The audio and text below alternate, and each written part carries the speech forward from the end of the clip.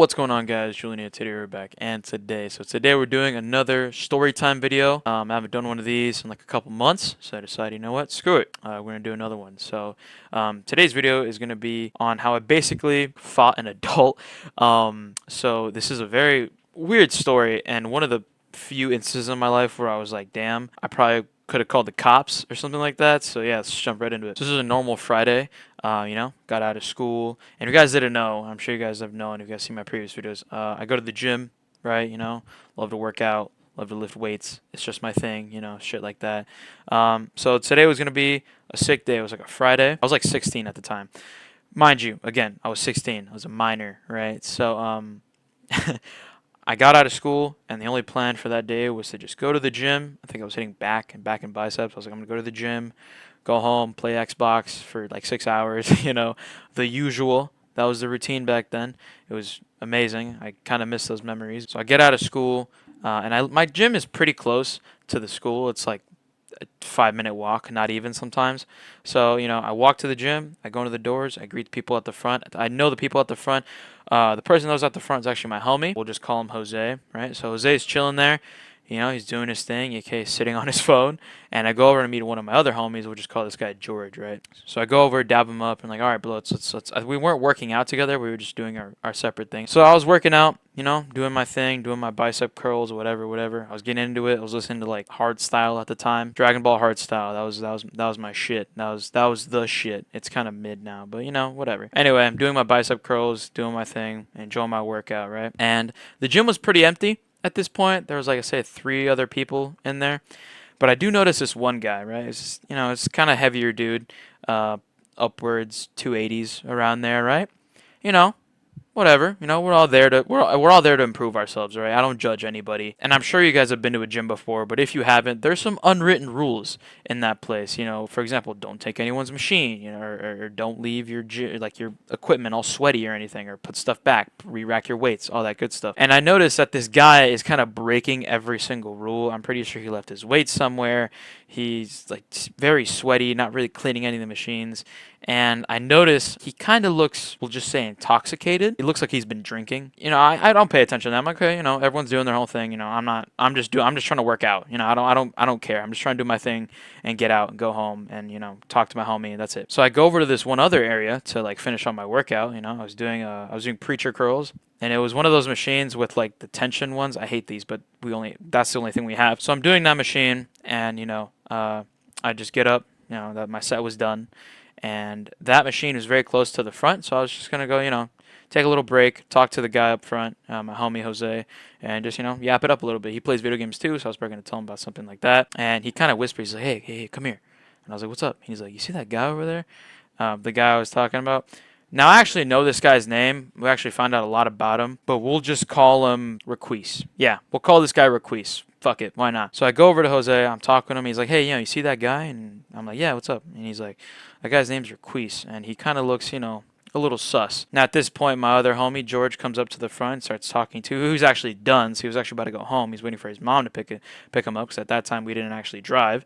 So we're chilling there. So at my gym, there's this refrigerator with, like, these big selection of energy drinks, so, you can get, like, raw pre-workout or extreme shock. I remember I took that once, and there's bucked up, all the good stuff, right?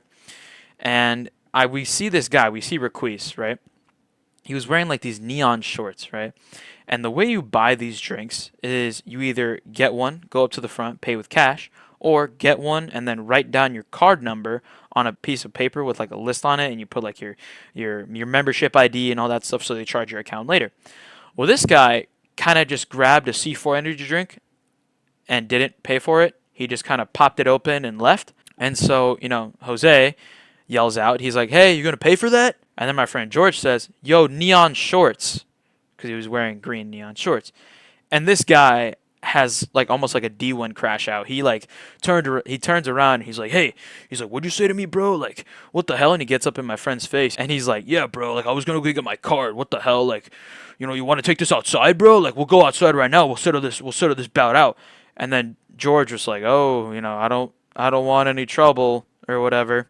And then Requise says, yeah, that's what I thought. And then turns around and go gets his debit card to go pay for the drink, which we all knew he wasn't going to pay for it. He was definitely going to just steal it and not say anything. So I'm just sitting there like trying not to laugh, right? Because it was kind of funny, and I'm not gonna lie, the way he was talking, it was kind of cringe in a way. So I don't know. So we were all just confused at that point. We were like, "What the fuck is this guy on?" If anything, we were just kind of like, "I hope he's okay. I hope he can actually fucking drive home." You know what I mean? So at this point, George's mom actually pulled up, and he was able to leave. But I was kind of backing him up. I was like, "Listen, bro, like, be safe, because I don't know. This guy seems a little weird, right?" So I'm just like, "Okay, well, whatever." So I go back to do my curls. And I kind of like, at the gym, you're not really supposed to like stare at somebody, but I was just glancing, kind of like observing. And so he notices this. He like peeks over and he's like, "What the fuck?" And he comes up to me. He's like, "Hey, bro, like, you got a staring problem, bro?" Like, and once again, he's like, "You want to take this outside, bro? Like, we'll settle this out." And I was like, "Nah, I'm okay, man. Just chilling here, doing my workout. I don't know what the hell. And he was like, "All right, yeah, that's what I thought."